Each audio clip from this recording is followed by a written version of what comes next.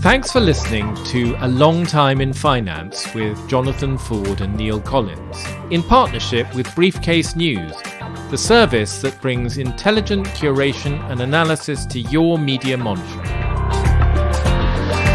Hello and welcome to Long Time Shorts, a new series of shorter than usual episodes of A Long Time in Finance, each one of which gives you a quick hit of financial history, from the debt jubilee of ancient Babylon to the latest crypto calamities. Jonathan, imagine you are in the 1970s and you want... I was once.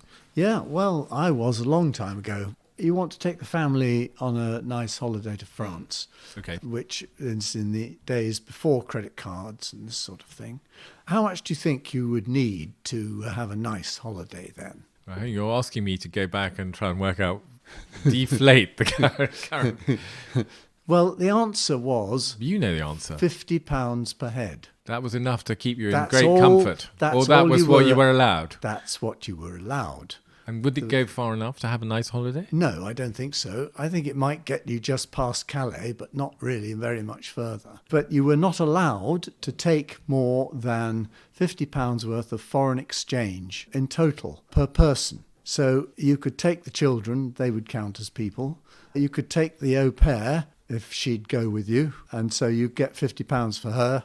But you couldn't take the dog, of course, because there were restrictions and the dog didn't have its own currency allowance. Yeah. So that was rather more than £50 today, obviously. It's more like £700 today. Is that what it is? I was just But- about to try and do the sums. But it's not exactly allowing an attractive holiday in the south of France at that sort of price. But this was imposed originally at the outbreak of war in 1939 and turned into a proper law in 1947, which was the Exchange Control Act.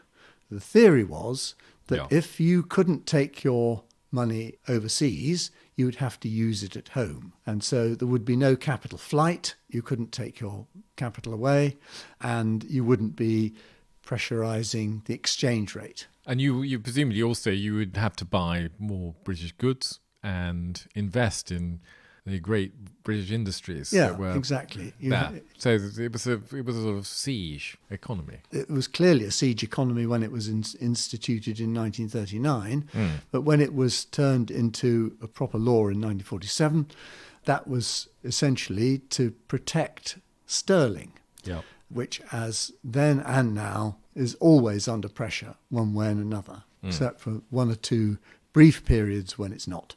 Okay. It's a Well, chronically, that covers all the bases. it is a chronically weak currency. Yeah. The theory was that this would help support the currency and help to support investment at home. And is there any evidence that it succeeded in these objectives? I think I could say no. Oh. As far as I'm aware, there is none whatsoever, partly because Do you think enforcing... sterling would have been exactly the same had we had exchange controls or not? I think so. But, you can't tell. But the first problem is it's extremely difficult to enforce. The second problem is that the forces on your currency owe much more to the state of your economy than whether or not your citizens are allowed to buy or sell it.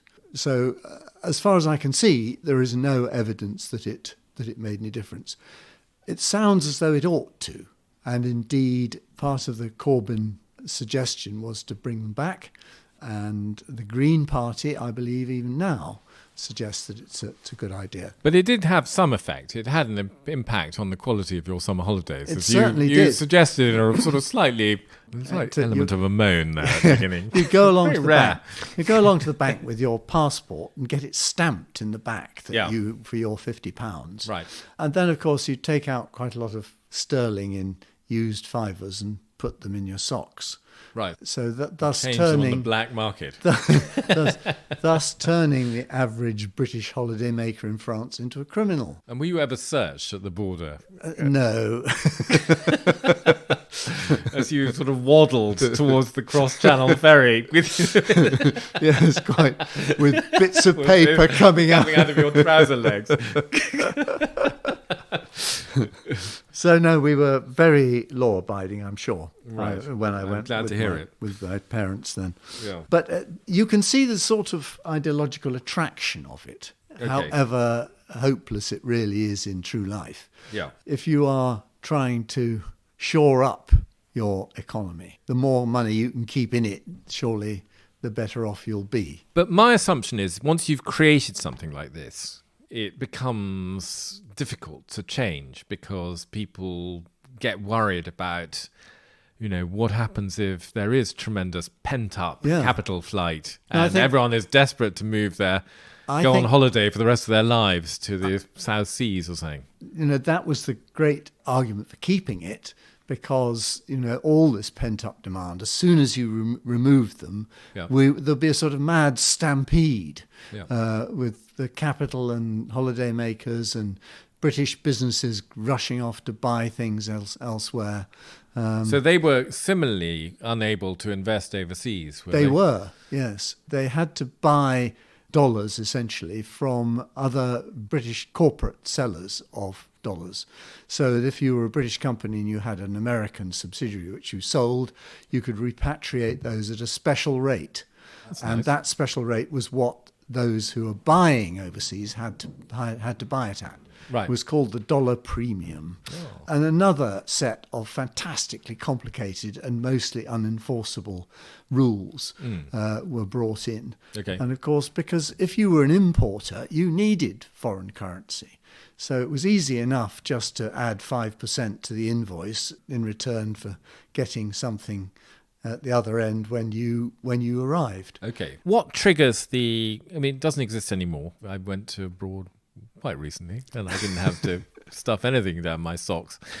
What brings about the change? How do we overcome this sort of self-imposed terror? Well, the big thing that happened in the start of the 70s was North Sea oil.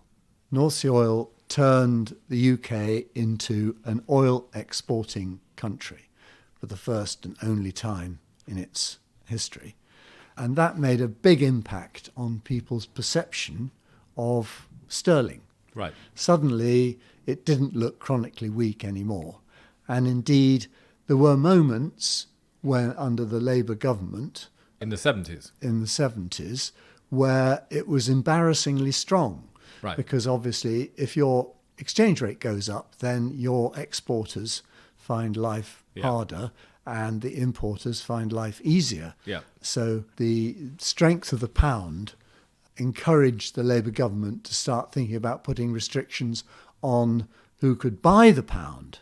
So how do you do that? Well, I'm not quite sure how they actually managed it, and I don't think they actually did, but they were certainly talking about it through the banking system. And so you were presented with the possibility of your citizens not being allowed to buy foreign exchange and foreign exchange holders not being allowed to buy your currency, which was complete nonsense. Yes, it would have been an odd situation.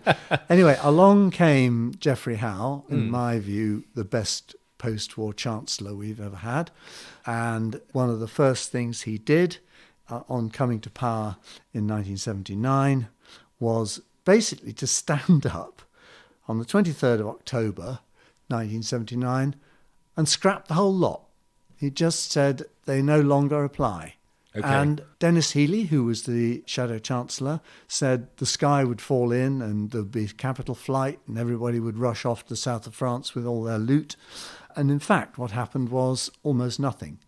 The exchange rate was unaffected then, and obviously after that, other factors came into play. Right. But at no stage has there been anything which could be described as capital flight from the UK. Yes. Although over the long term, there have been big changes. I mean, I think absolutely most of our investment funds now own a huge amount of stuff overseas, which they didn't back in the 70s, obviously. They were did. Being forced to buy. Well, they owned quite a lot, but they obviously had to buy it at this artificial price if they wanted to. You mean but yes, all these funds are much more international than they used to be, as the whole of the financial system is. It would be absolutely impossible to impose today with credit cards and all sorts of other sources of finance. And I think it would be widely viewed as an expression of weakness, if not absolute panic, by an administration that tried to impose it. So is there ever an argument for capital control? Sometimes people have talked about reviving. You mentioned Jeremy Corbyn as somebody who would love to impose restrictions, but let's set him aside because he's too easy a target. But is there ever a case for a country like Britain to say, actually, we need to... I can't see it. I think you can make a case for countries where the currency is extremely weak, like in a third world country where there is not a great deal of control over the economy by the government and probably widespread corruption as well. If you were in one of the sub-Saharan African countries, for example, you might think it's a much better idea to keep your money in dollars than in the local currency. Indeed, there's something like $5 trillion worth of $100 bills which are held outside America. So I think quite a few of those are in Africa because that makes sense to keep your savings that way. So a sensible reform then? Well, yeah. Where are we ending up with this? But that was what Geoffrey Howe did. He So specialised. Jeffrey Howe comes out of this very well. Geoffrey Howe is a man who acknowledges reality. Yeah. He was rather than being savaged by a dead sheep, as Dennis Healy once memorably described him, what he could do was impose some really gruesome economic measures and people hardly noticed them. Yes. That was his great skill. Sort of very dull delivery. Yeah, exactly. Bore them to death. Yeah, I think that's one that possibly quasi-Kwarteng, a more recent, and where the sky did fall in, Chancellor, could have done with a less exciting delivery. Yeah, quite. Well, I think he's the template, really. Being Chancellor should not be scope for grandstanding. It should be dull. Dull. And on that note, I think we better draw this to a close.